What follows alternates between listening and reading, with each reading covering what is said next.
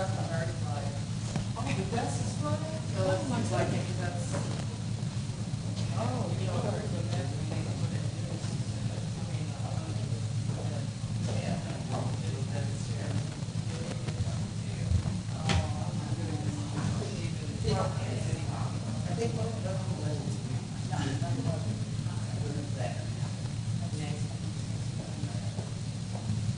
Here.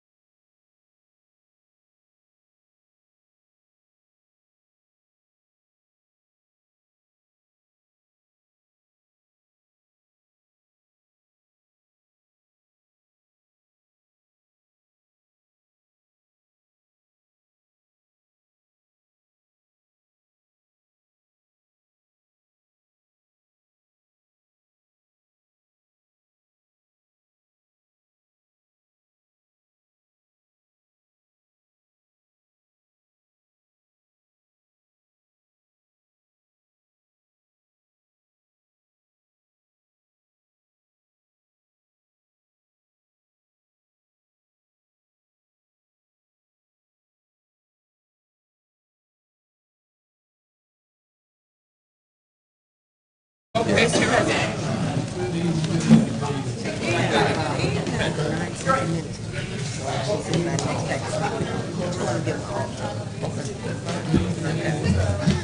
Yeah, one is for the casino and one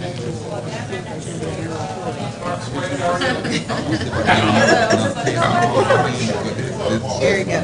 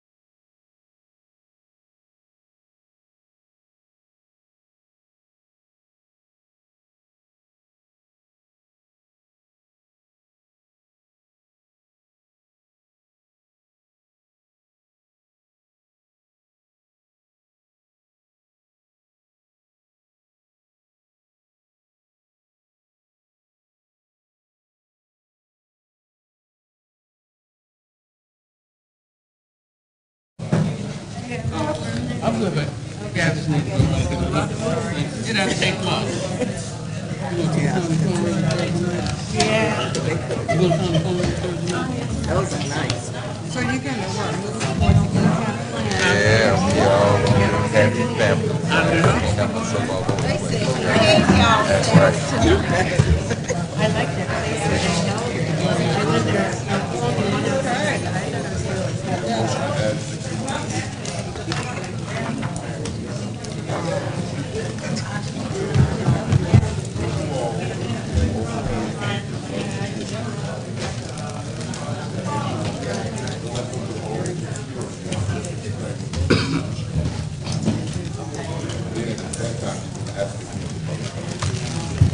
Wait around, let's go.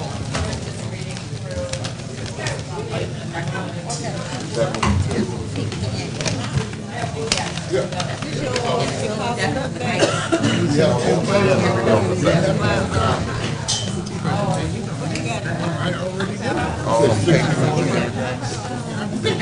Right.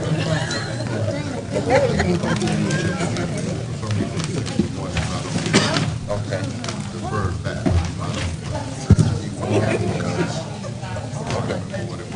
Yeah. Commerce budget, you change it to commerce. Okay.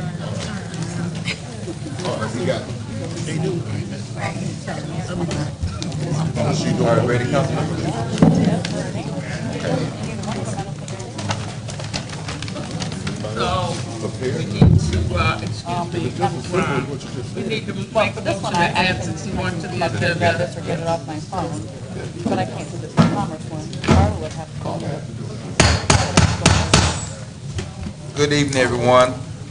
I'd like to welcome you to the Gary Common Council regular scheduled meeting, October 15th, 2019, within the 6 p.m. hour. I will ask everyone that can, if you stand for prayer and remain standing for the Pledge of Allegiance. Mr. Moore, lead us in our prayer.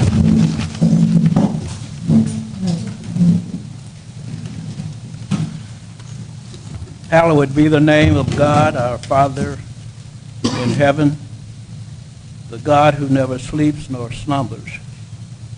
What a blessing it is just to be able to call upon your holy name, a name that brings joy in our hearts.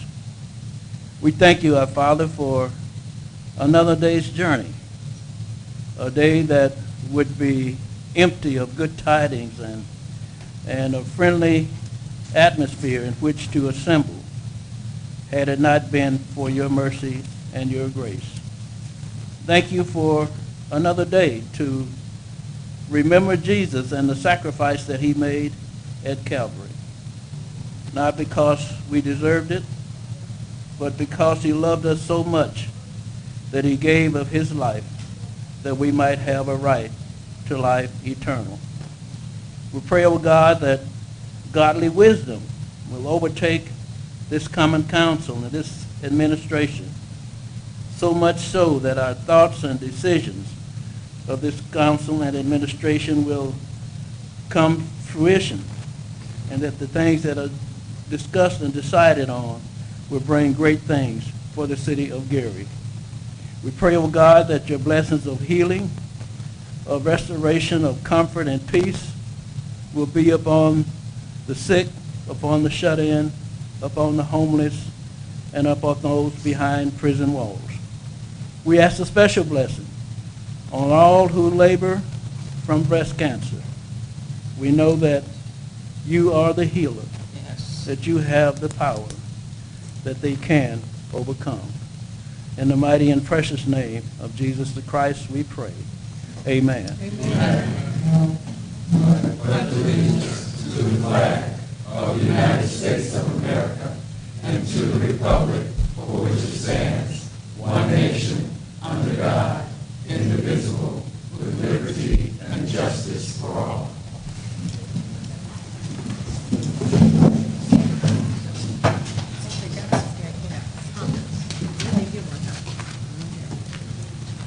Roll call, Madam Clerk.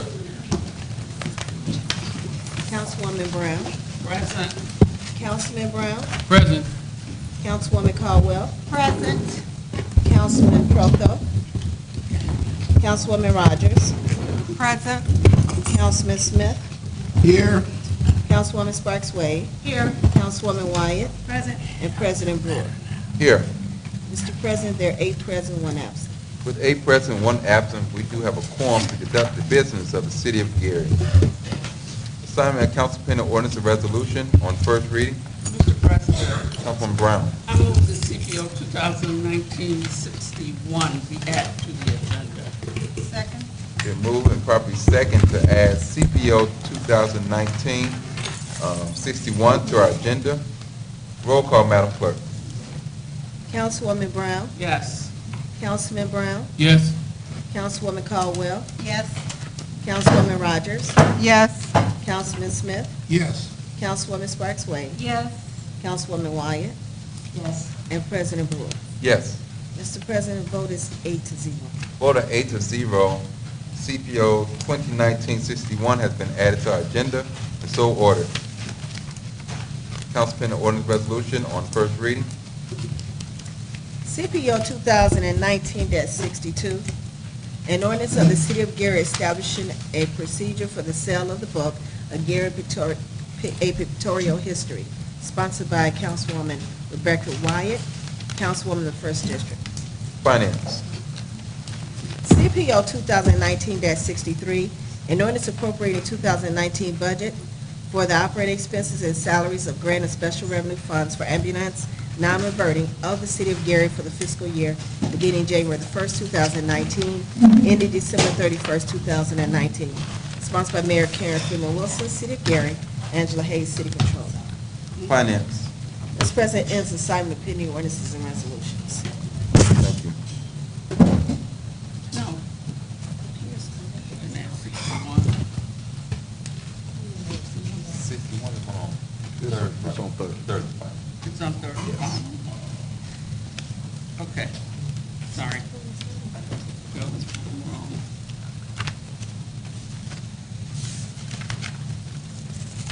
Okay. So you got 2 on first reading. Okay. Mr. President, the Finance Committee has before it CPO 2019-62. For the record, I approve this ordinance for reporting out to the council. Councilwoman Caldwell Yes. and Councilman Smith. Yes. Mr. President, a majority of the Finance Committee has approved CPO 2019-62 for reporting out to the council. Finance Committee has before it CPO 2019-63. For the record, I approve this ordinance for reporting out to the council. Councilwoman Caldwell Yes. and Councilman Smith. Yes. Mr. President, a majority of the Finance Committee has approved CPO 2019-63 for reporting out to the council. Mr. President, the Finance Committee would like to report out 2019-62 and 2019-63. Thank you, Councilwoman Brown. At this time, special and select. Any council member? All right. All right. Councilwoman Wade.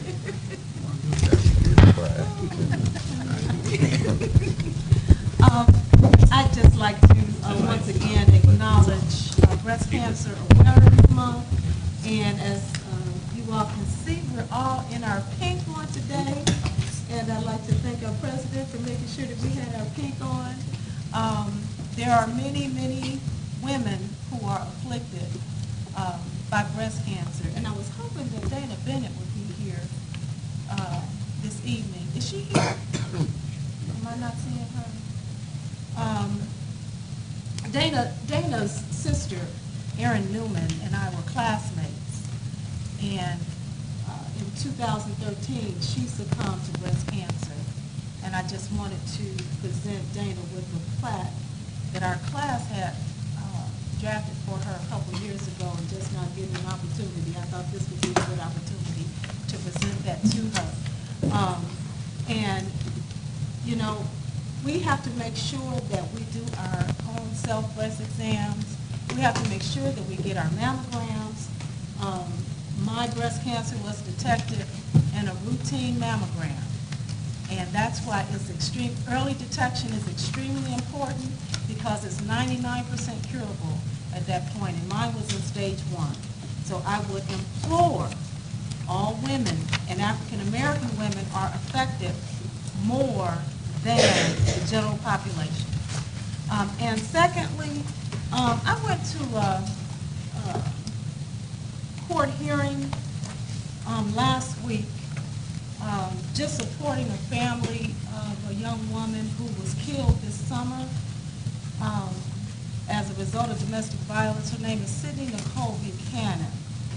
And very tragic situation for a young lady. And I'm going to be watching that particular child because this particular gentleman has had many violent situations to occur. And shouldn't, I believe, have even been on the street. And I met a gentleman, his name was Mr. Cornelius Lewis, who gave me a memorial card. He is a part of the Parents of Murdered Children Incorporated out of, he had to join the chapter in Chicago because we don't have one here in this area. And his daughter, Diamond Christina Lewis, 22 years old, of Maryville, Indiana, survived by her 3 children, Michaela, Cornelius, and Morgan, and her parents, Cornelius and Sheila Lewis. And if you all would just bear with me, I'd like to read this card for a second. Diamond was an easygoing young mother who enjoyed life and made friends easily. She loved her family and had a passion and talent for doing hair. On April 21st, 2016, her family was torn apart when her body was found in the basement of an abandoned house. She was choked to death by her 2-month-old baby's father. After he put her body in the basement, he set her body on fire, leaving her there so the maggots and bugs could feast on her remains. After he killed Diamond, 2 female accomplices became involved. One female accomplice he picked up to help him put the body on the back seat of her car and keep the baby while he got rid of the body.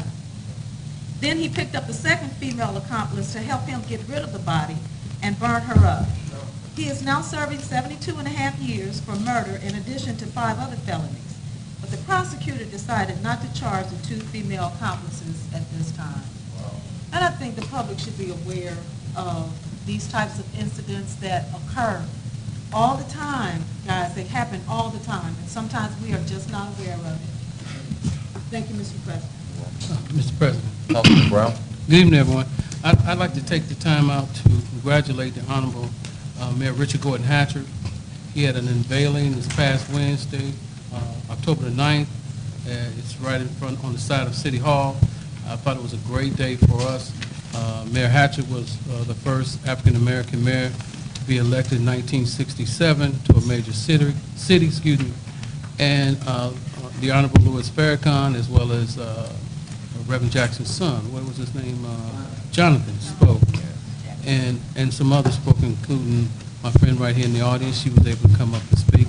But the important thing here is the history of our city, and we must not forget that, because all of us stand on the shoulders of the people, whether they worked in the mill, whether they taught in the school system, whether they delivered the mail, drove the buses, whether they were matrons in the cafeteria, whether they were the teachers. We all had a part. You know, they were talking about at one time, Gary was the highest paid school system in the country. I believe Charlie Brown mentioned the fact that he came here in 1961, our county councilman, because he too was lured by the salary and the amount of education that was available. Now, as we move forward, naturally there are concerns about our community, our education, our children, but we have to take the same attitude we've always taken. We're here, so we must move forward together. And the best way to move forward together is to work together. And that was such an honorable ceremony. I was so glad to be a part of it, as well as some of my fellow council members, including our president that was there, because we respect our mayor for what he did, because all of us who've been elected, it would not be possible had he not, and others, people whose names we will never know, stepped forward to make absolutely sure we had the voting rights and other laws that are in place to try to protect us. So I said that also to say that early voting has started in Lake County. There's like 11 different sites where you can go and vote. And don't forget to vote. I think Election Day is November the 5th. Get out and cast your vote, because as you know, your vote matters. And in closing, I would just like to thank the current mayor, the Hatcher family, and others, the committees, and all the people that saw fit to honor this great man for the work that he has done while he's still here. You know, my grandmother always said, "Give me my flowers where I can smell them." Well, on that day, he got a chance to smell his flowers, and I'm grateful. Thank you, and God bless you. Councilman Caldwell. I have a couple announcements about trunk or treats for the children. St. John is having a Hallelujah Night celebration. That will be Wednesday, October the 30th, 5 to 7 p.m. at St. John Baptist Church, 2457 Massachusetts Street.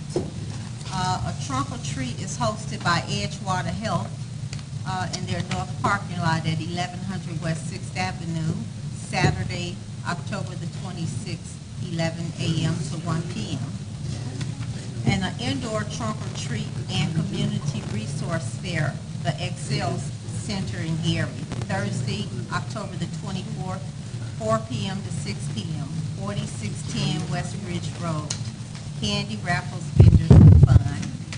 And the mayor has a trunk or treat. I don't know if she'll be here to announce it, but the Gary Common Council in the city of Gary presents Harvest Festival and Trunk or Treat Thursday, October the 31st, 5 p.m. to 7:30.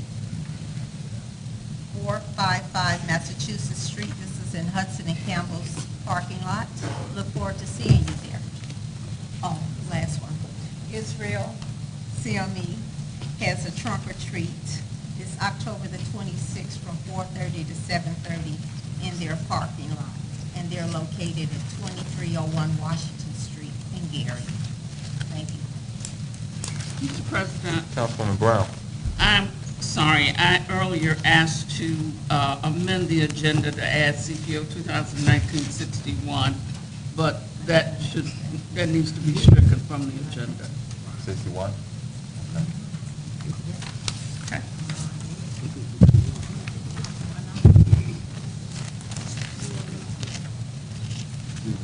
So I need a motion to remove. My motion 61. is to remove CPO 2019-61 from the agenda. Second? Second by Councilwoman Caldwell. Roll call, Madam Clerk. Councilwoman Brown, Yes.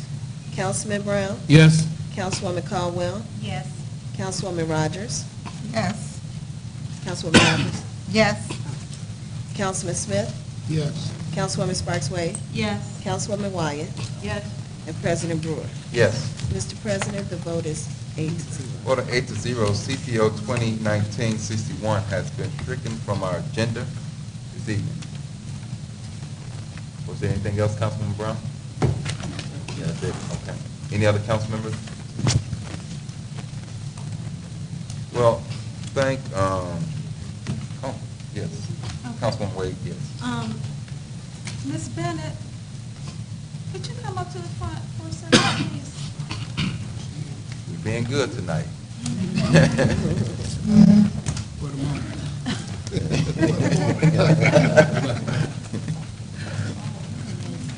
She's like, what is this? We ain't bring out the sticks yet. This is a plaque in honor of Dana Bennett's sister. Her name is Erin Nanette Newman, and I forgot my glasses. I can't hardly see them. Okay. Thank you. Thank you. Erin and I graduated from the Wallace together in 1982, and as a matter of fact, we were two of three African-American females who graduated in the top 10 of our class. And Erin and I had gone to class, we were in classes together all the time, and she was a friend of mine. And October This reads, Aaron Nanette Newman, October 9th, 1964 to March 6, 2013. We, the class of 1982 of Lew Wallace High School, bestow our heartfelt sympathy at the loss of Aaron, our classmate, our friend, our sister. Aaron will be remembered in our hearts for her love of humanity, her scholarship, her smile, her witty humor made our hearts lighter, her compassion healed the brokenhearted. God loaned her to us for a short time, but she fulfilled her calling. We celebrate her life, and this is in honor of Breast Cancer Awareness.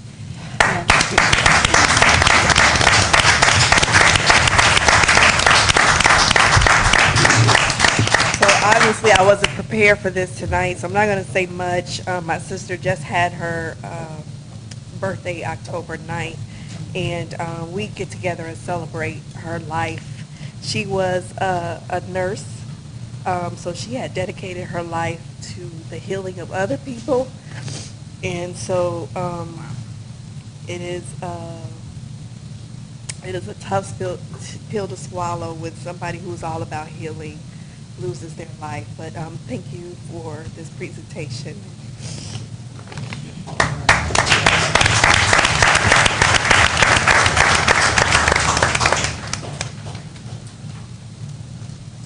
Thank you, Councilwoman Wade.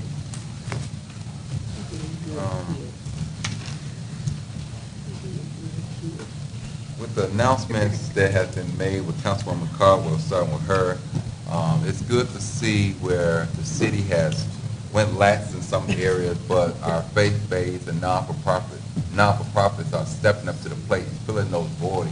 And I'm talking about our children having the same privilege that we had as youngsters to be able to trick or treat and go out into those different areas where it's a little different than when we was brought up, but they're still having an opportunity. And I just want to salute our faith base for stepping up to the plate where the boy has went absent inside our community. Also, on Tuesday, October 29th, at 6:30 p.m., there will be a homicide victim memorial service. This is being brought to us by the mayor and the Gary Common Council. We asking everyone to come out and support. We asking family members to bring pictures to come out. It'll be right here at Art House at 6:30 p.m. This is something that is plagued our community in so many different ways, and all of us, some kind of way, have felt that effect of domestic violence inside of our community. And so we want to come out and pay our respect to loved ones that have lost their lives in senseless violence. I can just go back as a young man not reaching the age of 17. We buried 3 of my next door neighbors, brothers. It's a big family, but 3 of them died tragic deaths through gun violence. One as a young man, as a paper boy, I found one of my neighbors laying in the grass and thinking it was a dog, and that was my neighbor laying there deceased. So it's a tragic thing to have to live with these type of things that happen inside our community, but we're seeing them more often than what we should see them inside our community. So this is a good thing for us to come together, and just as we are here situated in remembrance of breast cancer awareness, I remember me being a caretaker with my grandfather, got to know a lot of different things about the male body. My grandfather is now gone, and now I take care of my mother, and I get a chance to know more about the female body and making sure that she has what she needs.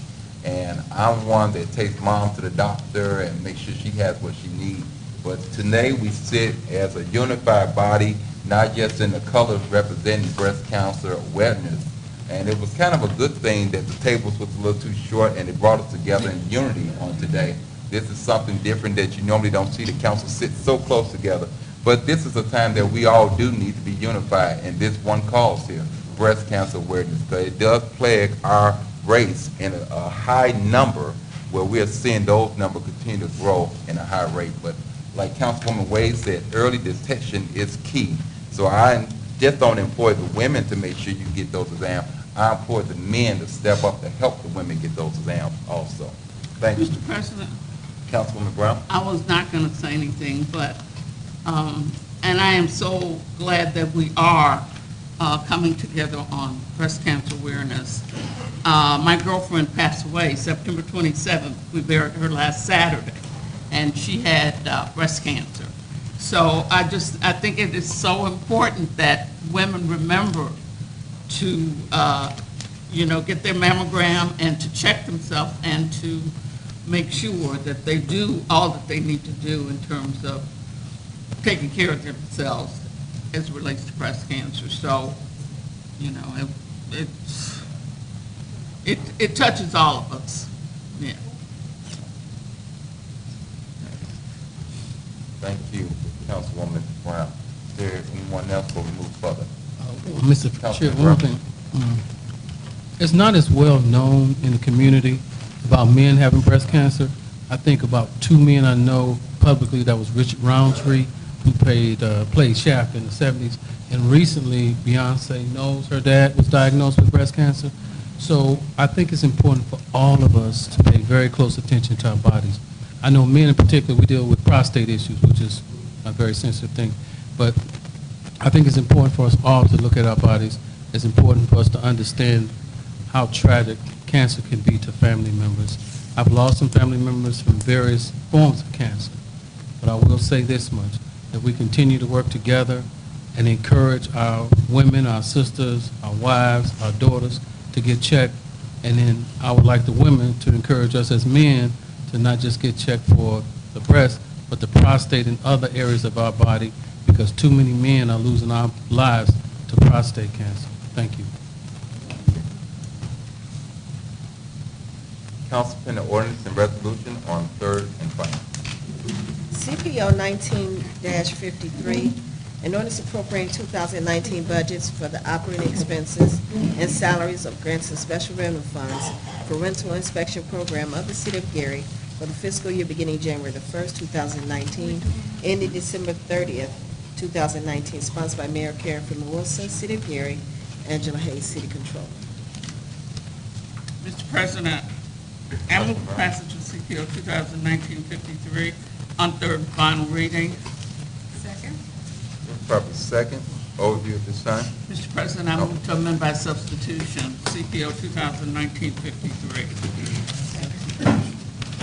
It's been moved properly second, moved by substitution. Roll call, Madam Clerk. Councilwoman Brown? Yes. Councilman Brown? Yes. Councilwoman Caldwell? Yes. Councilwoman Rogers? Yes. Councilman Smith? Yes. Councilwoman Sparks Wade? Yes. Councilwoman Wyatt? Yes. And President Brewer. Yes. Mr. President, vote is 8-0. Vote to 8-0, CPO 2019-53 has been amended. Overview at this time.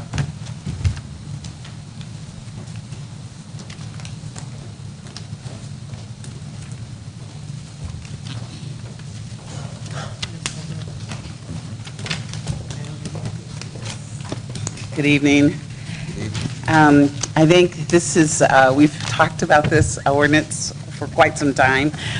This is the Commerce Reorganization. Involves, again, eliminating 3 management positions and creating an operations manager, as well as adding a code inspector for District 1 and a rental registration coordinator, as well as eliminating 2 permit clerks and 1 zoning secretary, and creating 3 commerce clerk positions. Is there any question, council members? Mr. Chair, Councilman Brown? from a standpoint, how many of those positions are going to be union positions that are available in this reorganization? That will, the code inspector position is ASME, the rental registration coordinator position is ASME, and the 3 commerce clerk positions are ASME as well.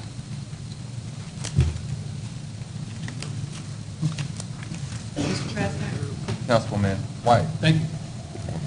what was the reason for the amendment by substitution? Angie? Angie, was that the effective date? Yeah, we wanted to add the effective date that these changes, if passed tonight, will go into effect October 28th. October 28th? Yes, the start of a new pay period. Any other council member? Thank you. Mr. President, Ma'am? if I could just add one thing, and that is simply that we have worked to provide options for those staff members who are being displaced, who are looking for other employment. And we're doing it for this ordinance, but we're doing the same thing as it relates to the overall budget, although I know that's not an issue before the body tonight, but I just wanted to make you aware of that. So we understand that there may be displacement, but we're working to make sure that no one's out of a job. Tonight is set aside for public portion. Anyone like to speak for or against CPO 2019-53? You have 3 minutes to speak on this ordinance. Seeing none, public portion is now closed. Roll call, Madam Clerk. Councilwoman Brown? Yes. Councilman Brown? Yes. Councilwoman Caldwell? Yes. Councilwoman Rogers? Yes. Councilman Smith? Yes. Councilwoman Sparks Wade? No. Councilwoman Wyatt? Yes. And President Brewer. Yes. Mr. President, vote is 7 yes, 1 no. 7 yes, 1 no. CPO 2019-53 passes on third and final, so ordered.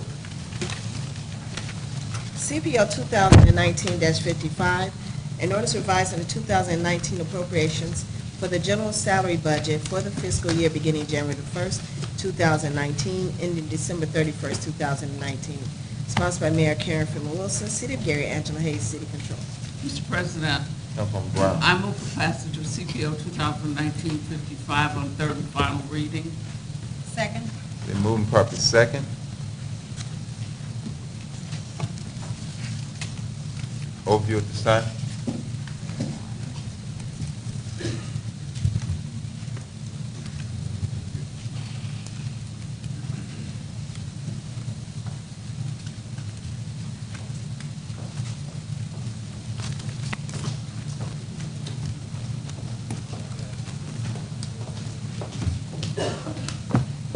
Good evening. This ordinance is the general fund portion of the reorganization. The prior ordinance was the rental registration fund. So if you'd like, I can go back over, or? No. Okay. I don't think they. Question, council members? Thank you. Tonight is set aside for public portion on CPO 2019-55. You have 3 minutes to speak on this ordinance. Seeing none, public portion is now closed. Roll call, Madam Clerk. Councilwoman Brown? Yes. Councilman Brown? Yes. Councilwoman Caldwell? Yes. Councilwoman Rogers? Yes. Councilman Smith? Yes. Councilwoman Sparks Wade? No. Councilwoman Wyatt? Yes. And President Brewer. Yes. Mr. President, the vote is 7 yes, 1 no. A vote of 7 yes, 1 no. CPO 2019-55 passes on third and final, so ordered. CPO 2019-56, an ordinance approving the amended and restated local agreement between the City of Gary and Majestic Star Casino LLC and Majestic Star Casino 2 LLC. Sponsored by Mayor Karen Freeman Wilson, City of Gary, Angela Hayes, City Controller. Mr. President, Councilwoman Brown. I move for passage of CPO 2019-56 on third and final reading. Second. Been moving properly second.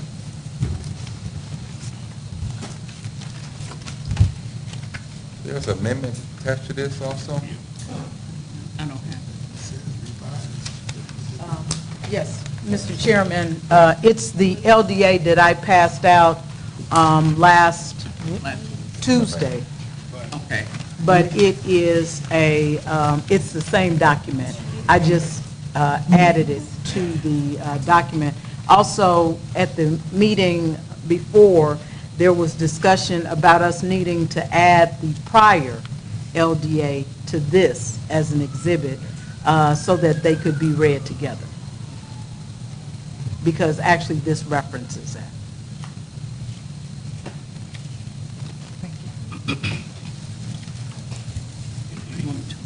Mr. President, I move to amend by substitution CPO 2019-56. There's a second. Second. Been moving properly second. Mr. President, Councilwoman I Wyatt. just didn't hear what the reason for the Yeah, amendment was. Okay. I know, The mayor's going to come to the mic and restate it. thank you. Mr. President, members of the council, what you're receiving now is the prior existing LDA, the current existing LDA. And actually, it turns out that this was not, even though we were operating under this document, it was not ratified by the council as is required by the city ordinance. It was passed by the Board of Works. And so we wanted to make sure that you're reading the two together, because this actually, the prior document is referenced in the current document. Although there is superseding language, there's language that supersedes it. We just wanted you all to see the two together. There's a motion on the floor to amend CPO 2019-56. Roll call, Madam Clerk. Councilwoman Brown? Yes. Councilman Brown? Yes. Councilwoman Caldwell? Yes. Councilwoman Rogers? Yes. Councilman Smith? Yes. Councilwoman Sparks Wade? Yes. Councilwoman Wyatt? Yes. And President Brewer. Yes. Mr. President, vote is 8-0. Vote of 8-0, CPO 2019-56 has been amended and so ordered. Overview at this time. As an overview, this is the LDA that has been negotiated with the Spectacle Entertainment Group with the help of the citizens, the CBA group, a group of citizens who have come together to raise concerns about both employment and construction training and construction companies, local construction companies, as well as local vending. I will tell you that Spectacle has been very forthcoming regarding these issues. They have worked well with us, and most recently, there was a fair that was done with the Indiana American Water Company that was a business-to-business expo. There will be employment expos as well, but this was business-to-business because we know that they will begin site work shortly, and they will be working throughout next year. So we thought it was important to get on board, and the general contractor, who is the general contractor on all of the Starbucks, on all of the Hard Rocks facilities, T.N. Ward was present. Any questions, council members? Also, Mr. Keeler is here representing Majestic today, or Spectacle. Oh, habits are hard. Thank you, Mayor. Tonight is set aside for public portion. Anyone like to speak for or against CPO 2019-56? You have 3 minutes to speak on this ordinance. Mr. President, Councilwoman Wyatt. just a quick question. The last version that we got from Ms. Bennett, that's the final version, right? That is correct. Okay, thank you. Good evening, Civil Rights Activist Mr. Riso. I'm for this ordinance. You know, with the last 2 or 3 weeks, I've been seeing a lot of negative news in regards to Gary, Indiana. And I'm glad that we have individuals who's coming to our town and have faith and not pay attention to all the negative news. Most of the people are news media who haven't been in our town, haven't taken the time to address issues with decent citizens. That means someone doing something productive. You know, I haven't worked for anybody in 20 years. And when I was working for someone, I realized it takes a job and a half just to support yourself. If you have a family, it takes approximately 2 jobs. If you got one good paying job, then you don't mind being there because the incentives is you get that money. So it's good to see that we have different entities coming forth to take interest with our citizens, because all you have out here now is either mile pie stores, which is very few, or the little cracker pack jobs such as Family Dollar and all that to participate. And we need something that really you can make a living with. Because, be honest with you, the average man gets on the job and says, I'm going to be there 2 years. Then they look up, he's there 10 years, then 20 years. And the question is, when they retire with the company fold, the question is, will he still get his pension, or can he work longer? You know, the average man, because of the way the job situation is, cannot get anything as far as great assets until the children are grown. So I am glad, grown and out the house, I'm sorry, makes a difference. But I'm glad that we have these entities come forth and take interest in our town, because Gary is coming back. And I like to see different entities know and feel that we're there without listening to the negative behavior. Thank you. Seeing no one else, public portion is now closed. Roll call, Madam Clerk. Councilwoman Brown? Yes. Councilman Brown? Yes. Councilwoman Caldwell? Yes. Councilwoman Rogers? Yes. Councilman Smith? Yes. Councilwoman Sparks Wade? Yes. Councilwoman Wyatt? Yes. And President Brewer. Yes. Mr. President, vote is 8-0. Vote of 8-0, CPO 2019-56 has passed on third and final, and so ordered. CPO 2019-57, an ordinance appropriating monies for the purpose of defraying expenses of the General Parks Point seated CCIMVH LRS Fire Pension and Police Pension Tax-Based Funds of the City of Gary, Indiana for the fiscal year beginning January the 1st, 2020, ending December 31st, 2020, including all outstanding claims and obligations, and fixing any time when the same shall take effect. Sponsored by Mayor Karen Freeman Wilson, City of Gary, Angela Hayes, City Controller. Thank you. Mr. President, Councilwoman Brown? I move that, I want to make a motion that if there's anyone who wanted to speak on CPO 2019-57, that they be given an opportunity to do so at this time. That's my motion. Second. Moved and properly second. Any objections, council members?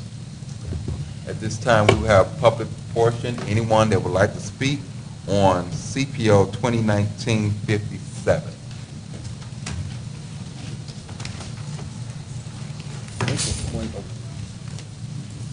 Good evening, members of the council. My name is Jim Mr. Nowacki. I Nowacki, live in... excuse me, before you get started, want to make a point.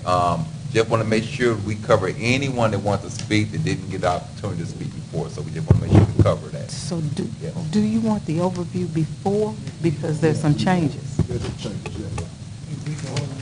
There's a few substitutions. Okay. So I'll let them do the overview on all of them, and then allow the people to do that. But it's up to you, but one at a time. So I thought we could do general speaking at this time. We are. We'll come back. Well, there's some changes from. Well, if we make the changes, that might change the Yes, speaking. okay. Are you going to wait till after you make the changes? No, we're going to have you, if you can have a seat for a minute, we'll Sure. make the changes first, and then if there's Okay. anything you want to speak on after those changes, yes, let's make the changes first, and so if there is any discussion, let's do that. Yes.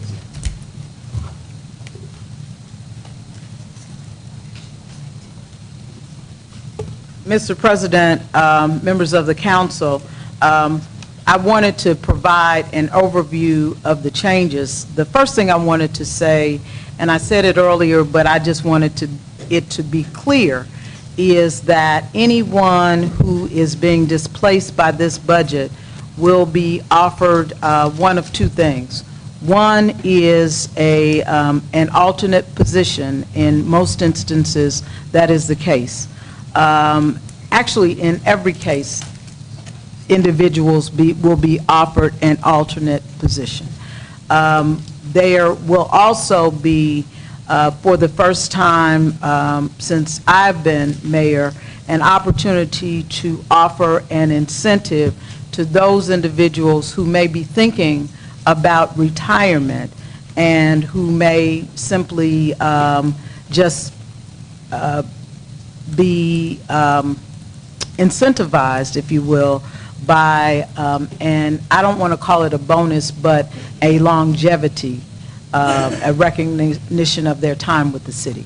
So we will, we're finalizing the details for that. We'll provide those details prior to the time that you'll have to vote, but I just wanted you to be aware of that.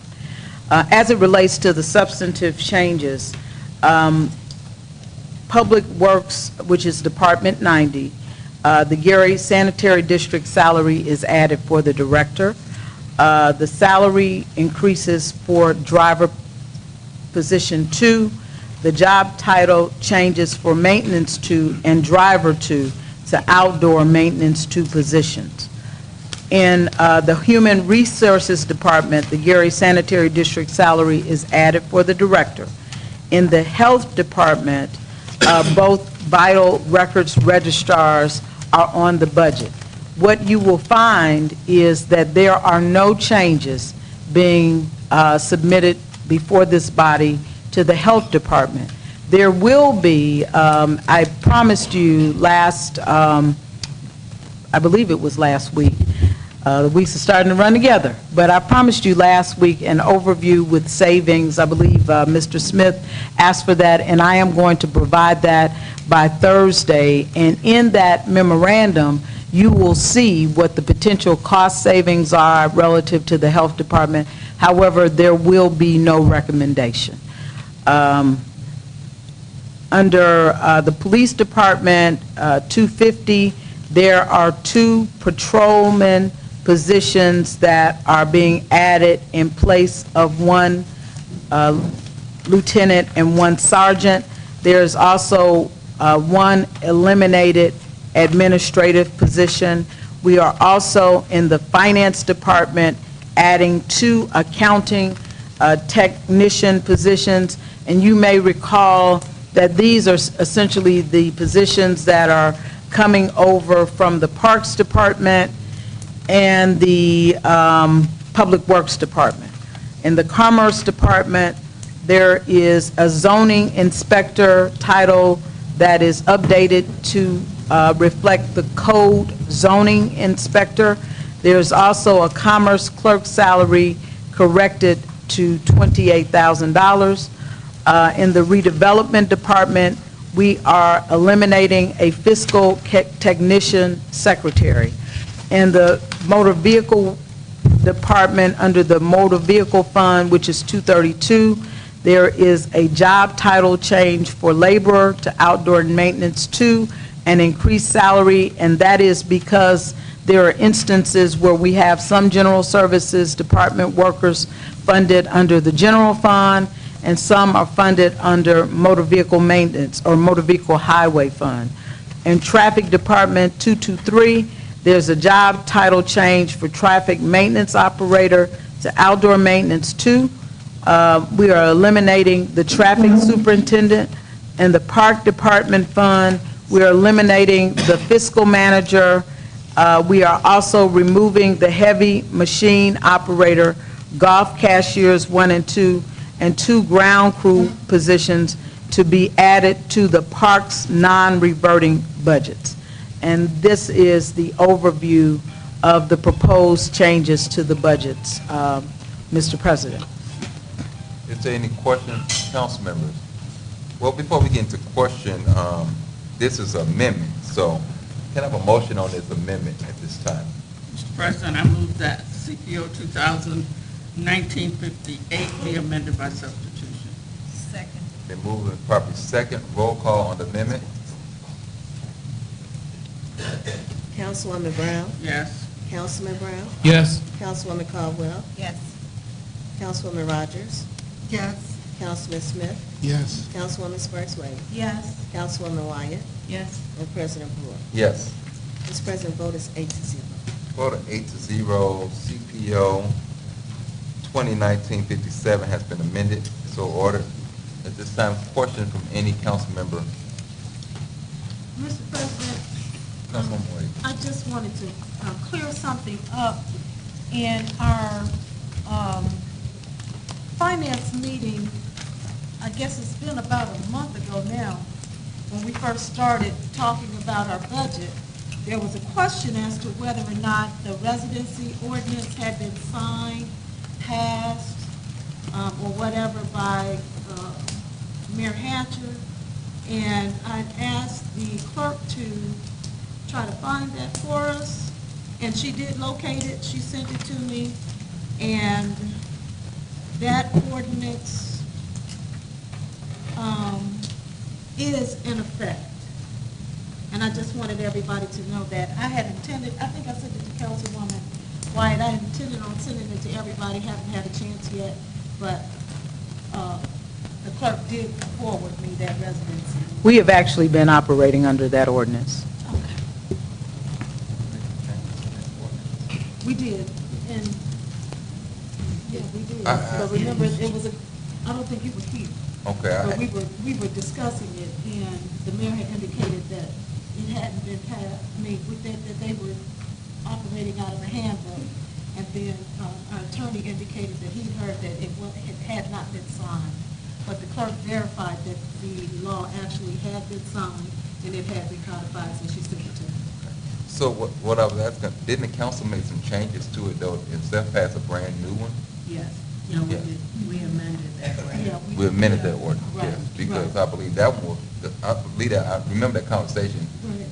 The one Mayor Hatcher had stronger teeth in it than the one that we put in place. Okay, all right, they want to make sure. Okay. Mr. Chair, Councilman Brown. so I want to be clear about the ordinances, the one that Mayor Hatcher originally put in place and the amendment, because I want to make sure that this is a legal ordinance and this, because I'm hearing different opinions, that it is or it isn't. So could you help me out so I can help everyone else? Mr. President. Clarity, please. I'll Yeah. turn to the attorney at this time, because I believe the council passed an ordinance. Yes, I believe you did. Councilwoman Sparks Wade is correct. I had information that was not correct, that it had been pocket vetoed, and I never received a copy of it, but I did hear from somebody that they did locate it. The issue at the time, though, was the corporation counsel position. And what I was trying to articulate is it is the same as police and fire. Under the supremacy clause, we would be barred from creating a more stringent, well, a less stringent ordinance than that of a state statute. The current state statute allows the corporation counsel to live anywhere within the county. We would not be able to create a law that would usurp the state statute, just like we're not able to create an ordinance that usurps the state statute as it states where police and fire may reside. In fact, the state just passed a new law that not only can they stay in a contiguous county, they can now stay within a contiguous county, within a contiguous state. So that was the point at the time. I believe the mayor noted that it's a moot point, that the new administration intends to bring on a corporation counsel who resides in the city. That was the only legal issue with the ordinance. Other than that, the ordinance as written is perfectly legal, in my opinion. Thank you. I just want some clarity. Thank you. Any other council members? Mr. President? Councilwoman Rogers. Yes, Mayor, regarding the Park Department fund, the removal of heavy machine operator, golf cashiers, and 2 ground crew, were those all positions at the golf course?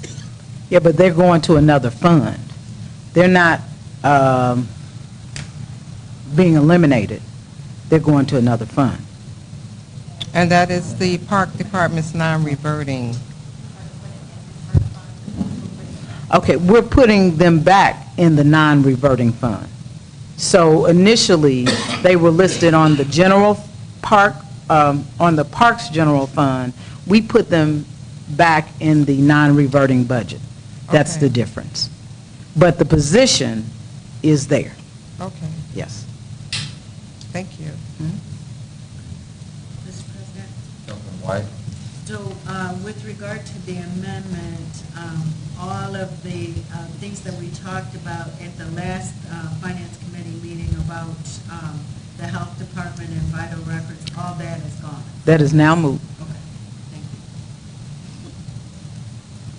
Although I will tell you that Mr. Prince expressed his belief that we were going to do this time. And I told him no, that he would have that opportunity. Any other council members? Mr. President, while we're on the budget and Yes. the mayor is here, in addition to the information that Councilman,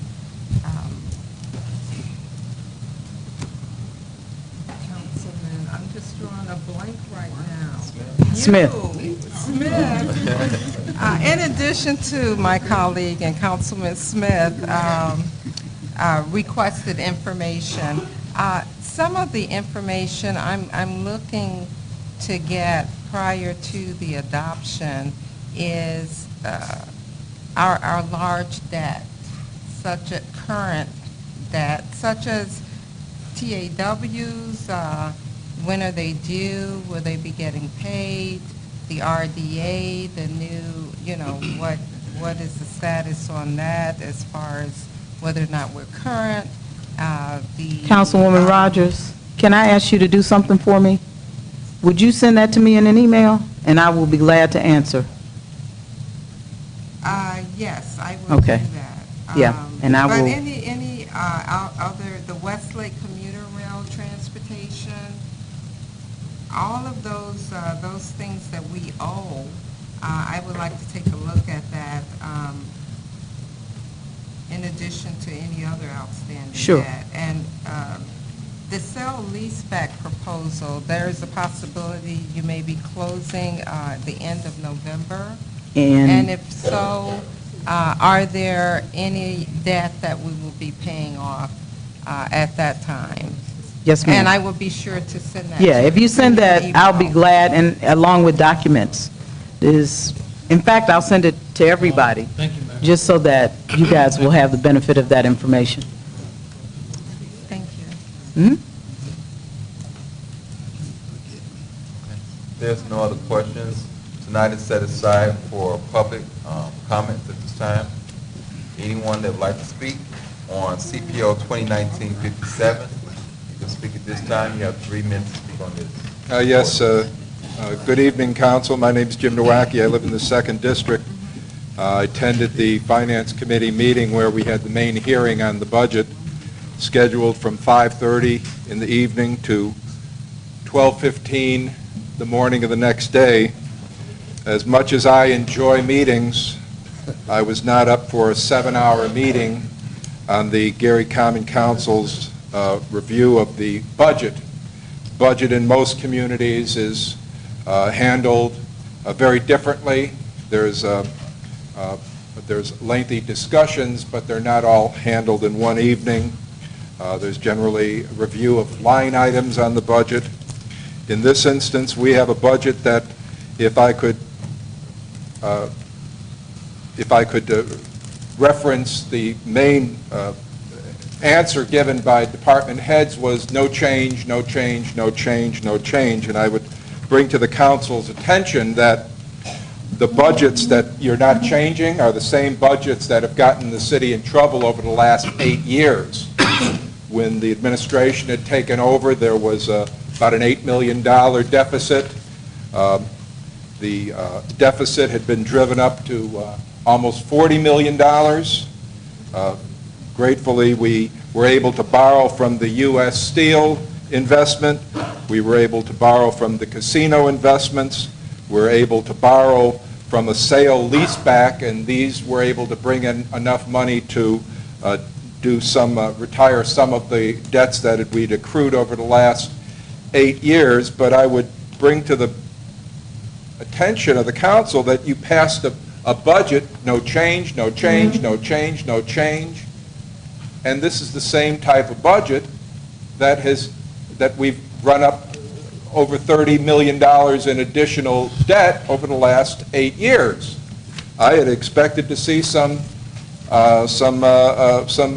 attention given to that. Now, we know we're not going to get more money from the U.S. Steel. We borrowed off of that. We borrowed money off the casino. We borrowed money on the sale leaseback to retire some of that overspending over the last 8 years, but with no change, no change, no change. And we heard from the mayor, we heard from the council, we heard from the judge, we heard from the clerk.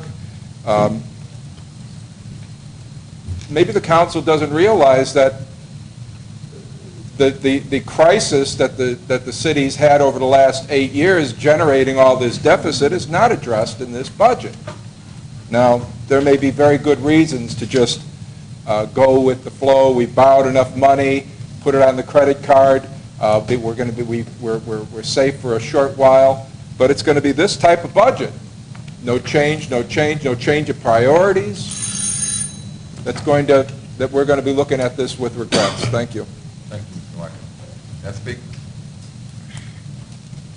Good evening. Civil Rights Activist, Mr. Riso. You know, I like this ordinance. I'm for it. I'd like to say to you guys, all of you all sound very professional when I'm listening to you all on the radio at the end of the night. Of course, I'll be drinking cocktails, but you guys sound really good, though. I said, wow. Anyway, I like amended ordinances. The reason why I like amended ordinances is because the fact, once it's set before you guys and you hear it out, some of you politicians or one of you politicians said that doesn't sound right or it's not going to work. Better yet, it also tells me with amended ordinance that with opposition from the general public, whether it's brought forth or whether you think it'll be brought forth, that you in fact change it, which tells me it's a good thing. At least you're trying to work with us. You know, I like this ordinance, a few factors of it, because after coming down here for 19 to 20 years, I always notice you guys slam everything, you know, more than one ordinance or a factor into the ordinance, and I really like only one or two things out of it. But I like the part in this ordinance about the laborers, in which you switch the title, because that makes a difference.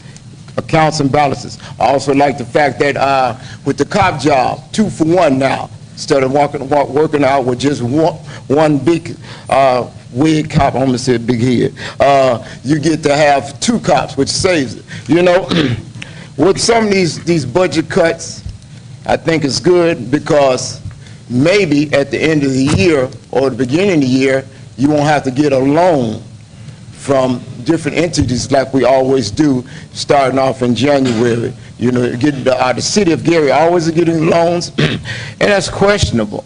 You know, I was listening on the radio also where a commentator made a fact that Gary doesn't have any money and was laughing about it. And that's not true. The money is there. You just got to find it and work with it and put it to the right uses. I'm not saying anybody doing an investment and all that stuff. I'm just saying, because you're not going to quote me on that. What I mean, I'll say it. But what I am saying is utilize stuff. Think ahead of time. You know, you politicians, whether you all know it or not, you're also business people. So with a business, when you establish a business, you have to know what you're going to do at current time, what's the startup, and what is the near future is, and pretty much what is the profits that you're going to have, and how long will it exist. And so Gary is a business. And if you don't think so, we are really like your employees, the citizens. So I like this ordinance. Thank you.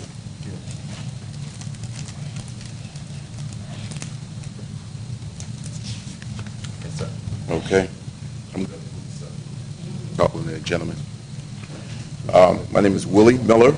I am a member of the NAACP, and I'm excited to be in front of our Honorable Mayor and our council. As I pay attention to the details and the process of this ordinance, it reminds me of a class. I'm also a business professor, and a lot of times in class, I don't care about the answer as much as the process. And when I talk to my students about changing and having great outcomes, there's great discussion about the process. We can imagine our 401k or our investment or our long-term development of our future. And if you're looking at your portfolio or your money and it's losing, you kind of want to review it and make a change. You don't want to do the same thing because it'll lead to the same outcomes. So as I was listening last week and paying attention to the timing of the finance committee meeting, it made me nervous. It concerned me greatly. And I wanted to make comment because my respected council, it's our responsibility to have great conversation so that we can have great outcomes. I'm concerned because if we do the same thing, we're going to get the same outcomes. So for me, in class, I explain to my students that we need to go over each step, and the relationship between that success and this particular ordinance is crucial to our city, and it's crucial to your future, and it's crucial to our future as the family of Gary, as the city that relies on each other and that cares about each other deeply. So I urge the council to take some time and really analyze, not just actually in one or two options, analyze this budget. In addition, I've heard somewhere where there are many wise advisors, outcomes are assured. And I really think that's something we need to consider as a city and as a family that wants better outcomes. Because if we do this, where we rush, even tell my players I coach, when you rush, you usually get the wrong outcomes. So I stress, we may need to slow down on this. So, thank you. Seeing no one else, public portion is now closed.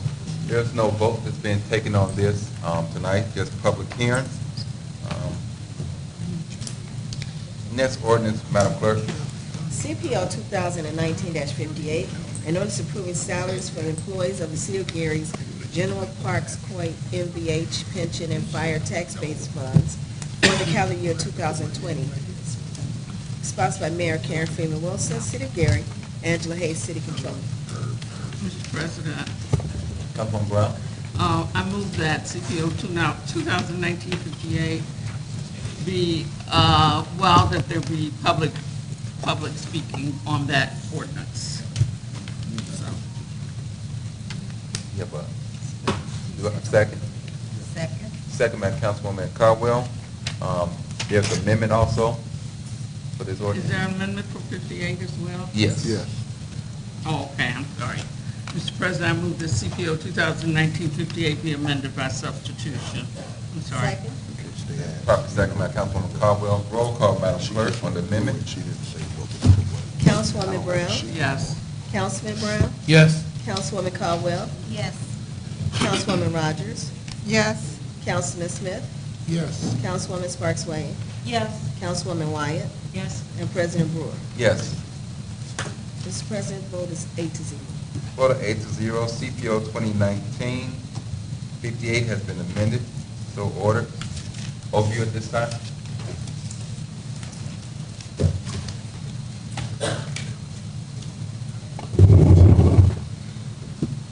Good evening.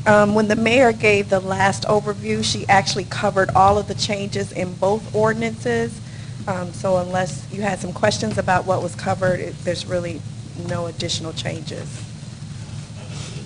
Is there any questions by council members at this time? Mr. President, Councilwoman Wade. the budget is still calling for the elimination of the front desk attendant in Parks and Recreation? Yes, Is that correct? that's correct. Thank you. Anyone else? I do have one question. In the police budget with the commander, is all those funded? I know there's funding. Is it all the positions filled? I don't believe all of the commander positions. Do you have one left that's not filled? They are all filled. They are all filled. They all are filled? Thank you. Tonight is set aside for public hearing tonight. Anyone like to speak for or against CPO 2019-50? Good evening, members of the council. My name is Jim Nowacki. I live in the 2nd District. And while many of these items were reviewed during the lengthy committee hearing, I think I was a bit surprised that when we take all of them together to find an example that stands out from the rest, and that's over at the clerk's office.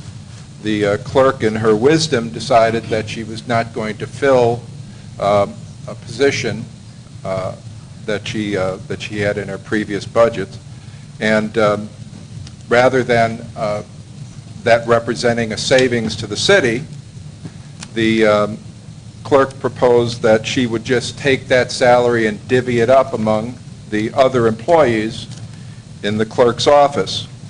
Now, that strikes me as unfair on several levels, but it seems that this is the council for the entire city. And if there's an extra $25,000 or $28,000 laying around somewhere, we could either, one, leave that as a savings to the taxpayer, or two, use it to spread it around to the entire city, including police and fire and all of the departments. But it just seems to me that the council could stand with the city employees, or with the taxpayers, and say, you don't get extra money just by eliminating one position. So when the clerk comes before the council in the finance committee meeting and says, well, we're not going to change our bottom line, we're just going to take the money we saved from a person working, in other words, providing some service, ostensibly, and just take that money and divvy it up among her cohorts in the clerk's office. Now, I know that that's not a large salary increase, even taken as it's laid out in this budget, but it seems that that stands out. In other words, other city employees are not getting raises generally, and the clerk's office getting a raise because we found a position that we'd been funding for decades that we don't need. And we're just going to take that money. It seems that's false budgeting. You know, in other words, if the person wasn't needed, perhaps we shouldn't have had it 2 years ago, 6 years ago, 8 years ago, 12 years ago, for as long as it's not been needed. If she's just been laying around doing nothing, or he or she, but it seems now, rather than approaching this in some holistic way, looking at all city employees, how are you going to handle pay increases, this seems to be exactly the wrong way to do it. Thank you. Good evening. My name is Ayana Wright, and I want to first give greetings to all of you that are here this evening. I stand in protest to 2019-58, simply because it is eliminating pertinent positions, one in particular, the front desk attendant in the park department. I have a problem with the mathematics that we use. I cannot understand how you can give one contract $500,000 and how you can reduce or eliminate a position and create 4 part-time positions, but still a person that has been with you a long time, you don't have the creative financial ability to find a way to keep the person that has been dedicated to you. I wanted to make the council aware that AFSCME Local 4009 has 2 grievances on the table. We have not had a hearing yet. One is in regard to the elimination of the front desk clerk, which is a part of this. And we also have a grievance in relation to the elimination of one of the assistants in traffic control. We would like for it to get the proper hearing and see if there can be some resolution made, and hope that our hands are not tied with you voting yes before we've had a chance to try to iron this out. Thank you. Good evening, everyone. My name is Kathy Nunn. I'm with AFSCME Local 3491-01. I also oppose part of CPO 2019-58. We have 2 positions at the Gary Police Department that have not been filled. I have filed grievances for those 2 positions. One of them is an assistant that deals up under one of the directors, and I also filed a grievance on a position in the records division. The records division position, I used to hold that position. I am now in a different position. We have 1 person working in records, and we have 1 that's working in Bureau of Investigation. I I turned in all the monies that had been made for the last 3 months, the receipts that we have signed for, and I just wanted you all here on the council to take a look at that before you all just pass this budget, seeing that this is a big city, and you're looking at one person working in records, one person. And I just think that you all need to take a look at this to see exactly what's going on. As I stated, the grievance is on the table. We have not talked about it. The mayor has not gotten back with us, but it is of concern that the citizens of the city really need to have adequate and people working so that they can be taken care of. You have to understand that just because a person comes in to get records check or to get a report, sometimes it might take 15, 20 minutes. We have people that come in there that want paperwork, which is in archives, which is 20 years old. So I would just ask that you all just take a look at this and pay more attention to this budget and just passing it simply because it's at the end of the day. Thank you. See no one else, public portion is now closed. This budget will not get passed tonight either. This is just public hearing. We'll move to the next one, Madam Clerk. CPO 2019-59, an ordinance appropriating monies for the purpose of defraying expenses of the Gary Chicago International Airport tax-based funds of the City of Gary, Indiana, for the fiscal year beginning January 1st, 2020, and ending December 31st, 2020, including all outstanding claims and obligations, and fixing a time and the same shall take effect. Sponsored by Mayor Karen Freeman Wilson, City of Gary, Angela Hayes, City Controller Dwayne Hayden, Gary Chicago Airport Director. Mr. President, I move for public hearing, CPO 2019-59. Been moving properly second. Overview at this time.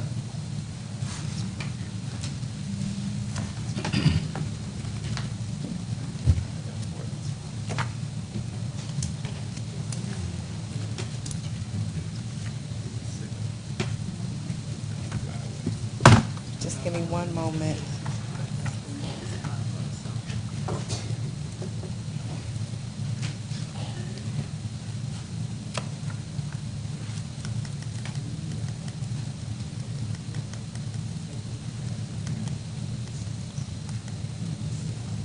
We'll see the changes attached. 1 second. Do we have to attach changes?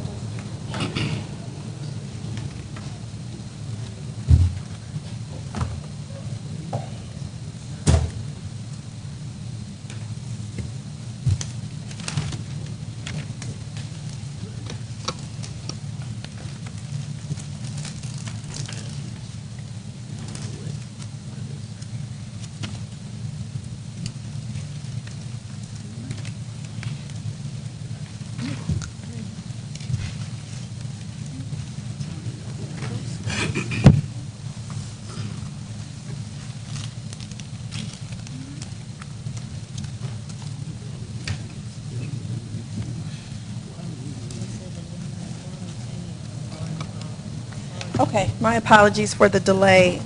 This is the airport budget, and because it was not our anticipation that those would be presented tonight, we thought the next presentation was at the special meeting. The fiscal manager from the airport is not here, but I do not believe that there are any changes prior to what was presented at the last committee meeting. But I will attempt to answer any questions that you might have. Well, tonight is just set aside for public comment for CPO 2019-59. So I'll just open up to the public. Okay. And we'll go from there.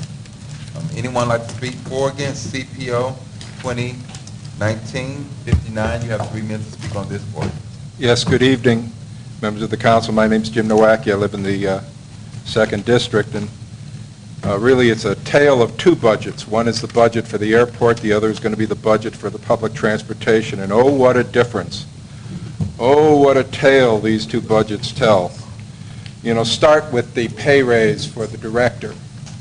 Try to imagine an airport that has almost no service or very limited service.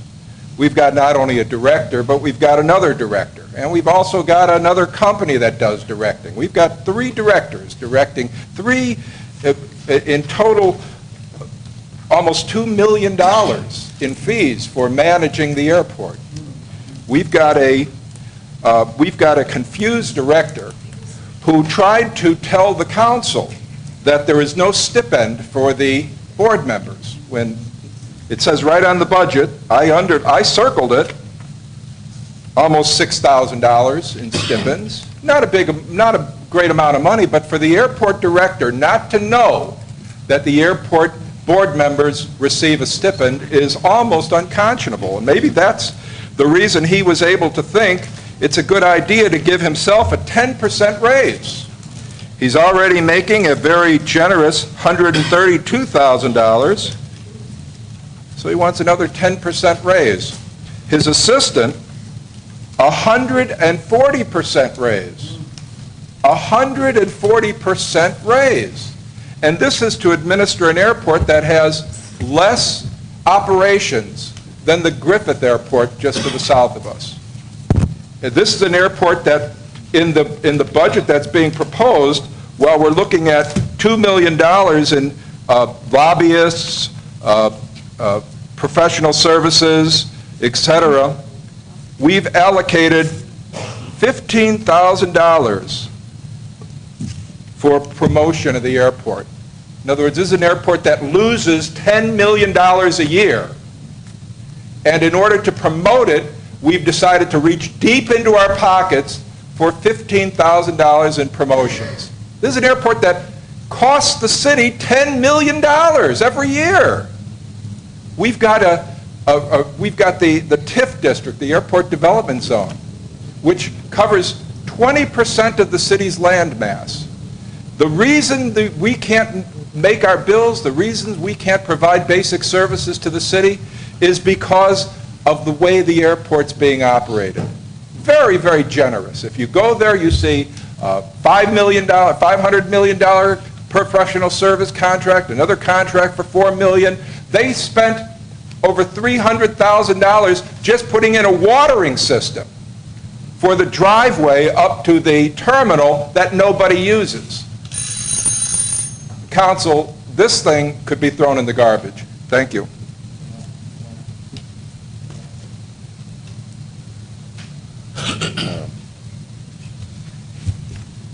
Willie L. Miller. I definitely would suggest, and as we pay attention to the details, it's great to know that there may not be any changes, but it's also great to know what you're looking at. I just have to collect myself because airports and huge investments definitely take investment in and of itself. So I was in sales, and when I was in sales, it was 100% commission. And if something didn't make money, meaning me, that something meaning me, then I didn't actually have anything produced. So of course we have to support our airport, but at the same time, when you look at your budget and the individuals involved in that business, you really have to ask yourself, are they earning their keep? And when you're the decision maker, you have to take a step back and have an expectation. And I definitely, as a citizen of Gary, have an expectation of the expanded runway. I have an expectation of the airport that has our city name, our family city name on it. And I have an expectation of a trusted decision makers.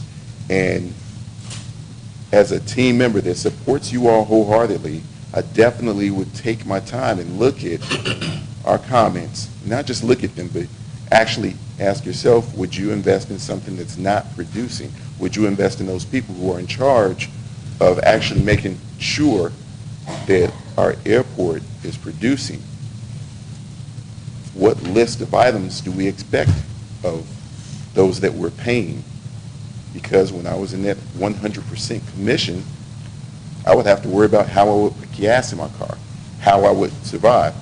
That wasn't bad, actually. As a business owner, which you are your own business, everyone actually owns themselves. You have to ask yourself, what am I doing to get to the next step? And this is a microcosm. This is a snapshot of that. Even though it's a huge airport, we still have to have the same expectations. So my friends on the council, definitely take these things in consideration. Seeing no one else, public portion is now closed. Mr. President, Councilwoman Wade. I'd just like to make a comment on this airport budget. We had discussion at the Finance Committee, and I'm looking at this line item for airport management. We're looking at rounding up to $1.9 million to manage the airport. $1.9 million to manage the airport. That's just in professional services. That does not include the salary for the director of the airport, who is requesting a $12,000 raise. And I don't know if, any of you who are here who live in this region, who have had an opportunity to go see the airport or to reap any of the benefits of having an airport in our city. I don't know anybody who has been employed by the airport since the extension of the runway. And, I'm results oriented. You don't get a raise just because you want a raise. You get a raise because you produce results that would justify getting a raise, especially when our employees who've been working in the city for 20, 25 years, some of them are losing their jobs, some of them haven't had a raise since a long time ago. And so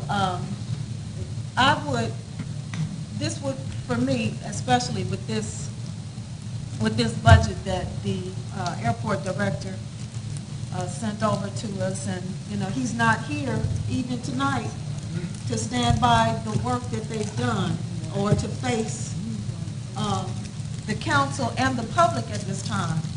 And I don't like this at all. $1.9 million is too much money to manage an airport that hasn't seen much production at all, with all of the millions of dollars that have gone into this airport over the last several years.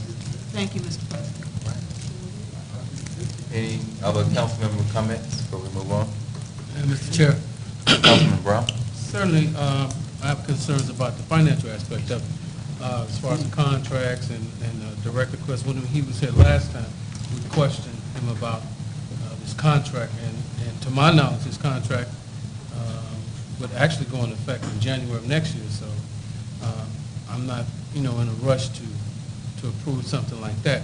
But I'm very cautious about trying to do anything to get anyone in any way to think about taking the airport and giving it to someone else. It's still our airport, and I know there's a cost for it, but we've got to figure out a better way to market it or to do what we need to do, because the last thing I want to do is get rid of the airport. Now, there may be some other issues about how the finances go, fine. But, that's part of our DNA, the airport is. And I'm certainly going to fight to keep it. Thank you, Mr. Chairman. Mr. Chair, if I could just add a couple of points. Yes. It is consistent for one of the public speakers tonight to mischaracterize what is happening at the airport. It has seen 20% growth in takeoffs, and it is evidenced by the fact that 2 of the FBOs built an additional FBO, each one of them with their own dollars. Nobody invests that kind of money if they are not growing their business at that airport. I think people often hope to see commercial flights. And if they don't see commercial flights, they think nothing is happening there. But we have private flights on a regular basis, and the takeoff has grown by 20%, again, evidenced by the private investment that has occurred at the airport. The other thing that likes to be stated is the airport development zone being 20% of the land mass. But everybody has driven by the airport. That is correct, that it may be 20% of the land mass, but it is less than 10% of the potential property tax revenue. It is very little impact on property tax revenue. So I just want to make those clarifications because it is popular or consistent for at least one of the public presenters to misrepresent what is happening at the airport. And I invite you to visit the airport and the new facilities out there, because that certainly can be arranged to get a tour and get an idea of the activities that are happening at the airport. Thank you, Chairman. Thank you. I will also have Mr. Hayden make sure that he's here at the next meeting. I do see that as one of the members of the compact, and there are a lot of different activities going on. I always say the story is not being told. You know, you hit one base hit, and that's all you hear about the base hit. No one continues to tell the story, but I believe there needs to be a full understanding of what's taking place at the airport, what has taken place, what's taking place now, what's the plans of the airport, and I believe all council should know and the public should know exactly which direction the airport is going. I think everyone should do that because you can speculate a lot. I'm not taking anything away from this budget or adding anything to it, but to justify the budget, I think the director needs to be here to do that. I'll just leave it at that. Mr. President? Councilwoman White, yes. Yeah, so I think some of the things that we need to understand are how does the city receive revenue from the airport? Now, we understand that the FBOs, the fixed-based operators, are investing and they're making money, and that's great. But how does it benefit the city of Gary? And in addition, I think we should look at how many Gary residents are employed at the airport. You know, those kinds of things may help us to understand the real benefit of the airport. I mean, I'm a total advocate for the airport. I would never want to have it in any other hands, but I do think that we need to understand better how it produces for the city. I think all the comments are fair comments that we have heard from council and from the public, and I think we just need answers to those. And I'll make sure that the director knows what we're looking for at the next meeting before we do adoption of this. Next, ordinance, Madam Clerk. CPO 2019-60, an ordinance appropriating monies for the purpose of deferring expenses of the City of Gary Public Transportation Corporation of the City of Gary, Indiana, for the fiscal year beginning January 1st, 2020, and ending December 31st, 2020, including all outstanding claims and obligations, and fixing a time the same shall take effect. Sponsored by Mayor Karen from Wilson, City of Gary, Angela Hayes, City Controller Jerome Parker, GPTC Director. Mr. President, Councilwoman Brown. I move the CPO 1960 be placed on the floor for public hearing. There's a second. Overview at this time? No. It's no overview, they're not here. No. This is just for public hearing. Okay.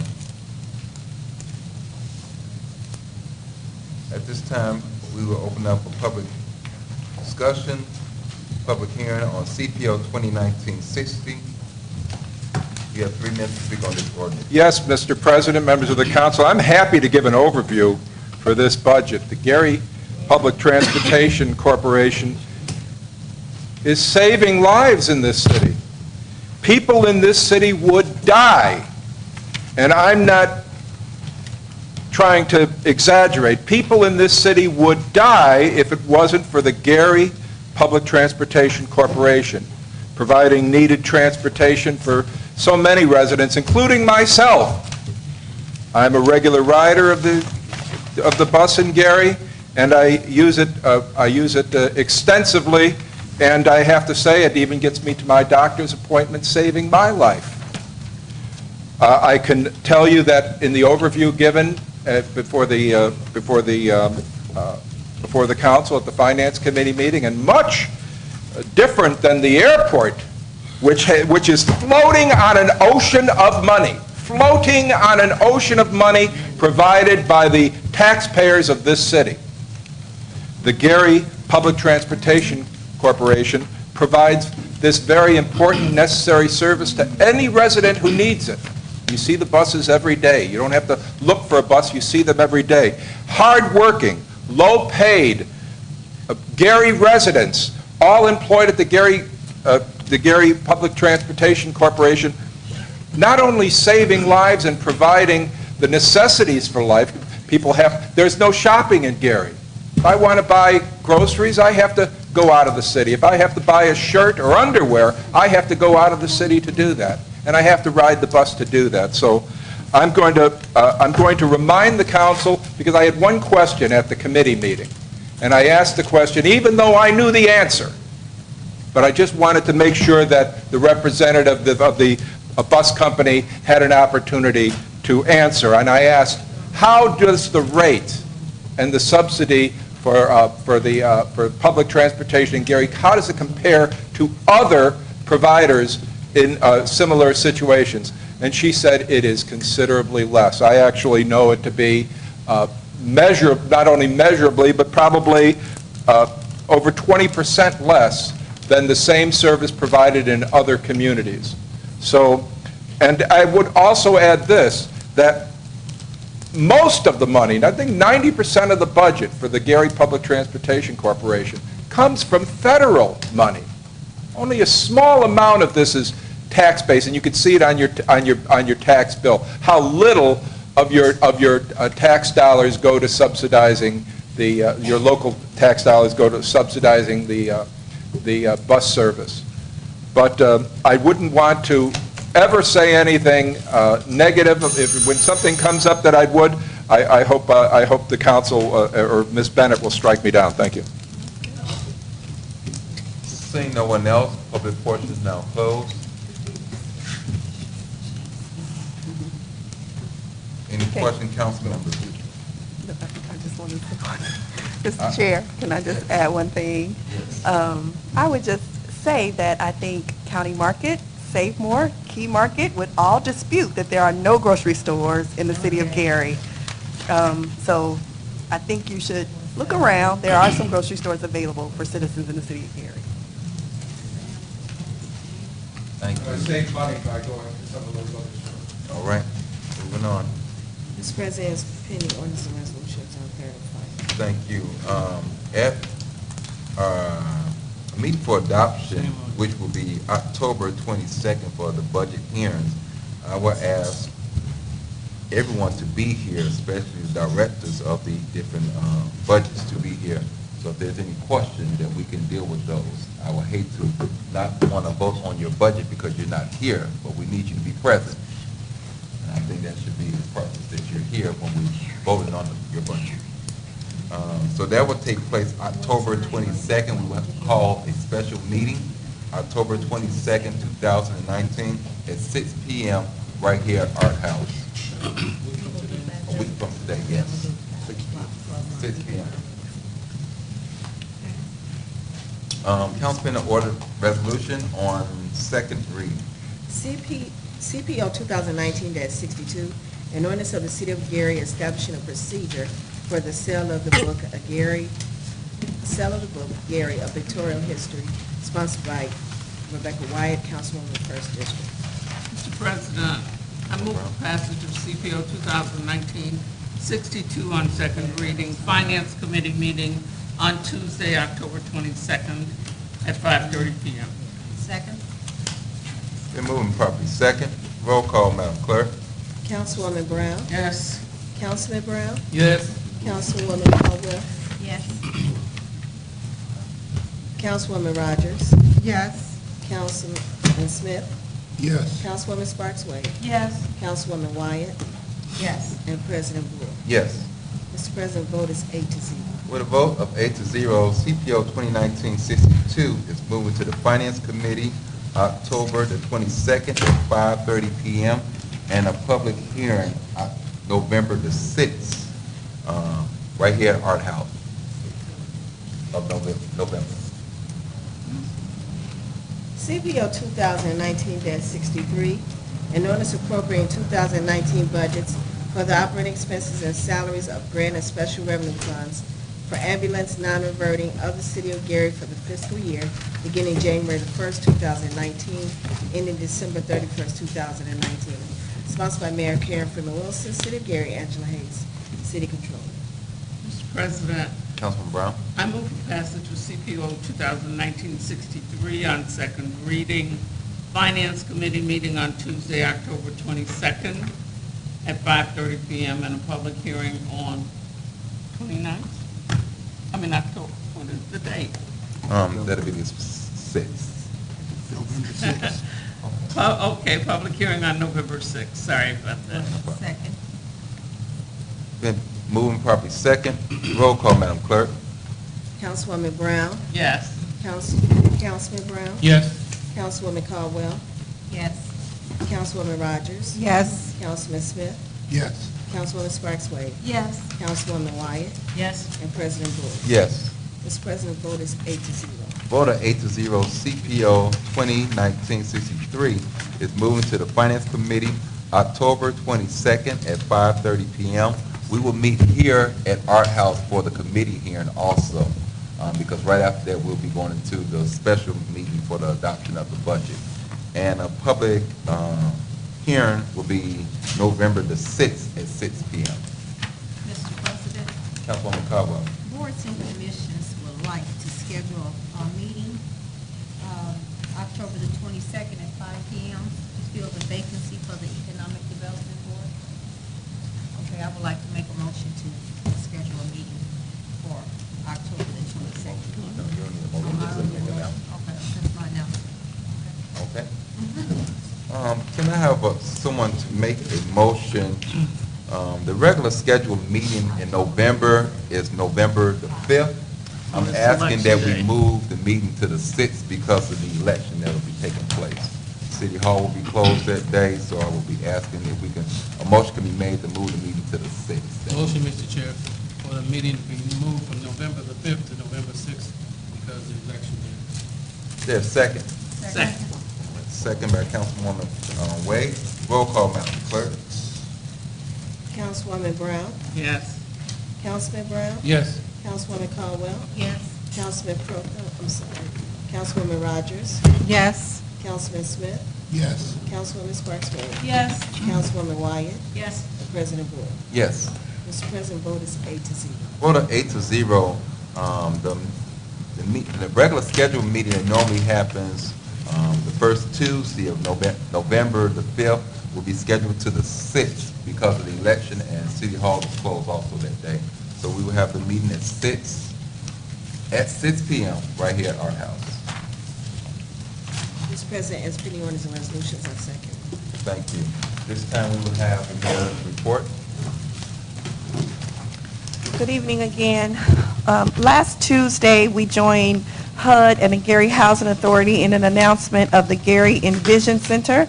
The center will be a significant resource in the city that will offer training programs, tools, valuable services, and exciting activities. The center is open to all Gary residents. Adult education classes will begin this month on Tuesday, Wednesday, and Thursday, 10 a.m. to 2 p.m., and a community resource fair is scheduled for Friday, November 8th, 2 to 4 p.m. at 578 Broadway, second floor ballroom. We commend Executive Director Julian Marsh and the GHA staff. We also partner with Indiana American Water, Majestic Star, and Spectacle Entertainment in a Business and Resource Expo last Tuesday. Over 100 businesses were represented at the expo. The event gave participants an opportunity to foster and build new relationships locally within the business community with prime suppliers and participating organizations. It was an opportunity for all to better understand and supply understand the supply and procurement processes of these major companies. On Wednesday, October 9th, we hosted the statue unveiling of Mayor Richard Gordon Hatcher. It was a great event. Attendance was awesome. The weather was beautiful, and it was just an honor to acknowledge one of the first African-American elected officials in the nation, and particularly in the city of Gary. His many great accomplishments paved the ways for so many of us. The statue on the grounds of City Hall was befitting for honoring a great icon and was long overdue. We thank the Redevelopment Commission, the Hatcher Family Foundation, the artist Gary Tillery, and the Hatcher family. We also held our 5x5x5 cleanup in the 1st District last Thursday and thank all the city departments and volunteers involved. We have also held a Love Your Block end of the year celebration this past Friday at the Art House. All residents who participated in the program were invited to attend. The 9th annual Gary International Black Film Festival was this past weekend. We commend the organizers for such a great event. Our Fall Blight Buster Day will be this Saturday, October 19th, 2019.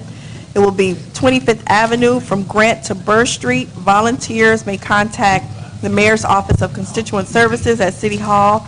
All volunteers should meet at New Macedonia Church at 2533 Waite Street at 7:30 a.m. The city will acknowledge October as Domestic Violence Awareness Month. We will host a homicide victim memorial service on Tuesday, October 29th, 6:30 p.m. at the Art House. The event will bring together survivors and family and friends of those who've lost loved ones to domestic violence. This event will be hosted by the Gary Commission for Women and Gary for Life. Our annual Harvest Festival and Trunk or Treat is Thursday, October 31st, 5 p.m. to 7:30 p.m.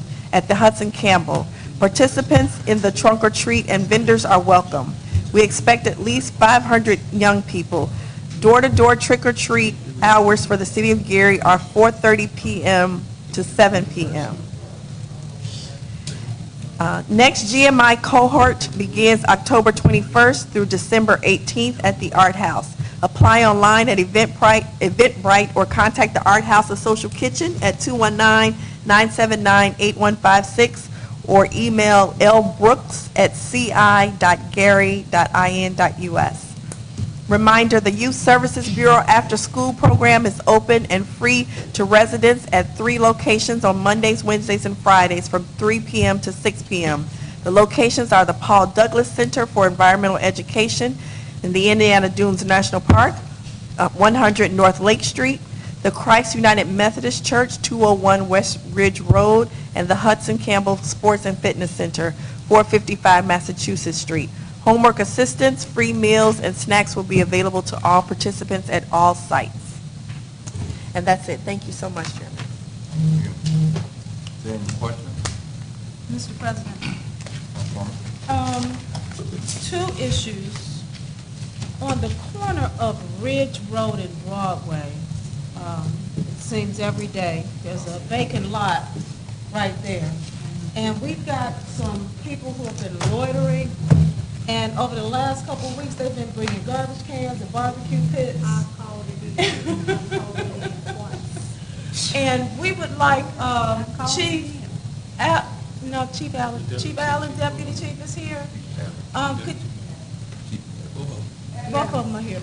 The corner of Ridge Road and Broadway, and I know you guys have passed by there, but the vagrancy, the loitering that's going on right there is just totally out of control.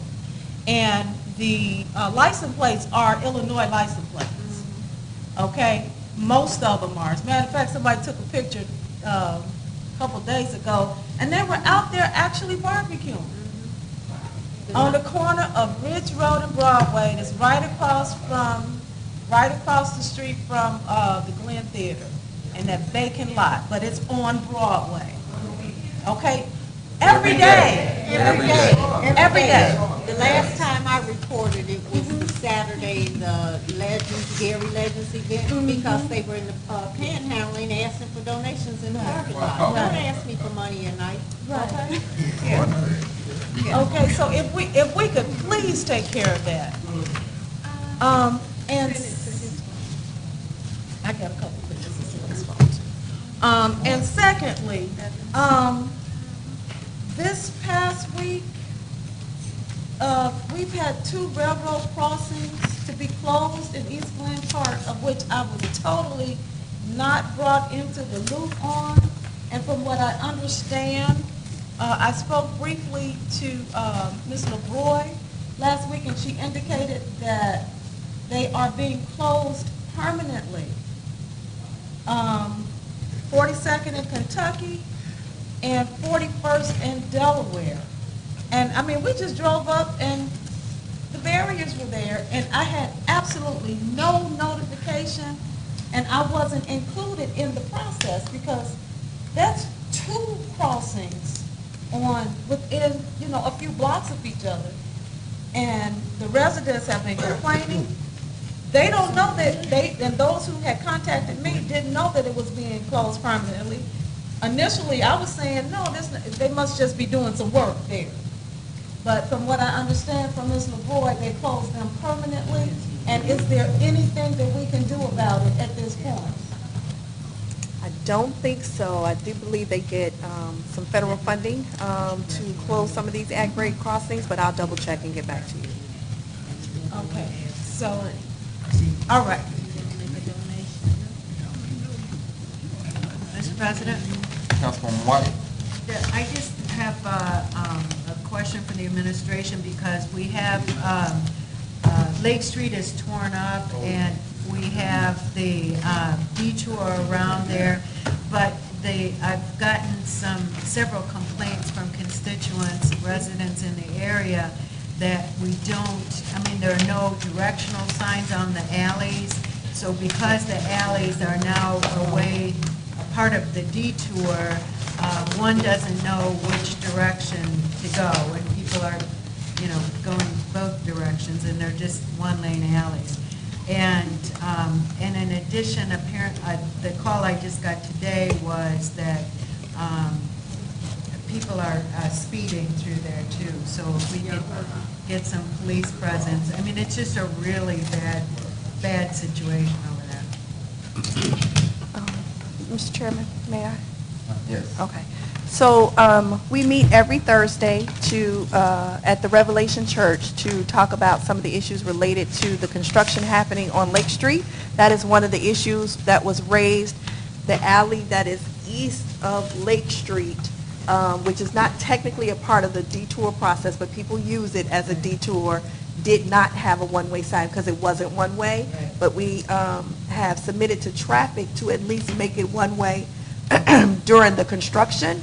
So they are going to add signs to that alley that is east of the Lake Street. The one that is west does have a one-way sign on it. It was the one that was east, because it was not technically a part of the detour, did not have a sign, but we will add one. Well, the one that is west of it must have been north of the tracks where you have some signage, because the south of the tracks, there's no signage. Because I just got caught in there last night. North of the tracks at Miller Pizza? Right. If you come south of the tracks, there's no sign on that one. I see, so it depends on which direction you're saying that you're Right. heading in. All right, so I'll have traffic look at that one too then. Thank you. Yeah, it's the same one that we talked about that Yeah. brought up at the meeting, so yes. Like you say, it was brought up and we are taking action on it. And again, people remember to go to those businesses, because they're still open. They're trying. Mr. Chair, wanted to find out what other streets are you paving, because I noticed Grant Street from Ridge to 47th is being paved. I noticed the 15th Avenue area between King Drive is being paved, and I came down East 6th Avenue, and I saw where they're grooving. So could you give us an idea of some of the other areas, please? Sure. Thank you. So the areas that you are seeing being paved now were part of the Community Crossings grant that we were awarded through the state of Indiana. And once we received the proceeds from the U.S. Steel incentive plan, we were able to provide the matching funds that were required. We are now looking at the possibility of being able to pave some roads outside of the community crossing program. So the mayor is sending out a list tomorrow of what's currently being paved and what is possible, given the possibility of additional funds that are down on the horizon. Thank you. I want to thank you all for the work. Yeah. Thank you very much.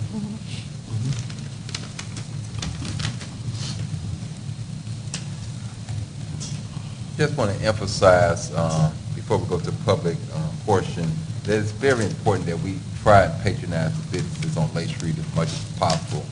They have really worked well with the city to make sure we make this happen in this second phase, where we're trying to do the total construction inside of the major business section at this time. There's a third phase that has to happen next year. But if you go through on the far north side, you can kind of start seeing what Lake Street would look like. It's totally going to be different going through there, but the businesses need us to patronize them through this time, because some of the businesses are really struggling at this time. But hopefully in another week or so, we can have some of the road open back up where we can start flowing traffic back through. But you're going to be amazed to see the new landscape of Lake Street that's going to take place. You don't have to worry about walking down the street and running into a pole. Two people can walk and hold hands with no problems. So it's going to be nice. At this time, we're going to have public portion. We have a couple of speakers. Octavius Hall. Okay. Ms. Walker? Oh, okay. Mr. Nowacki? And Ms. Bourne? Okay. White? Members of the council, I did want to address the blather from the administration when I was criticizing the lack of purchasing opportunities for food in the city of Gary and the need for the Gary public transportation to get people to shopping. The United States Department of Agriculture, federal agency, defines Gary as a food desert. A food desert. Food desert is generally accepted that if more than 33% of residents in a census tract live more than 1 mile from a supermarket or grocery store where they are able to get fresh, wholesome food, it's a food desert. Now, very glad that we spent $16 million to build the county market, and I'm sure people who live within a mile of the county market would find that convenient. But for those of us who have no real interest in lugging grocery bags more than a mile from the grocery store, we count on the Gary Public Transportation Corporation to get us to and from convenient food stores. I would suggest that anyone living on the south end of the city, Glen Park, etc., don't generally go out of their way to the county market. They go to one of the convenient food stores just south or east or west of them. People on the far east side in Miller and Etna, etc., although there is a small grocery store there, probably would be more likely to go into Portage or Hobart or Lake Station, where there are convenient, full-service grocery stores. And so when I emphasize how important the budget for the Gary Public Transportation Corporation is, and when I emphasize without exaggeration that people's lives depend on that service, and to hear the administration blather about, oh, we've got plenty of opportunities, no problem in Gary, people can just go to any grocery store they want. We got 3 of them. We've got 55 square miles in this city, and to have 3 grocery stores, full-service grocery stores, even as they are, emphasizes how important Gary Public Transportation is to saving lives, not to people like Ms. Bennett, who can get in her late model European sports sedan and go anywhere she wants. Those of us who need the bus, rely on the bus, count on the bus for all of those things. And I just take exception to be called out personally when I recognize how important it is, not just for other people, but how important it is for me. Thank you. Thank you, Mr. Nowacki. Mr. Nowacki is our last speaker. We thank everyone for coming out and being with us. Look forward to seeing you at our next council meeting. Have a good night. God bless. Entertain a motion for adjournment. Now adjourned. Thank God you got me out here before I said it's Well, we need you.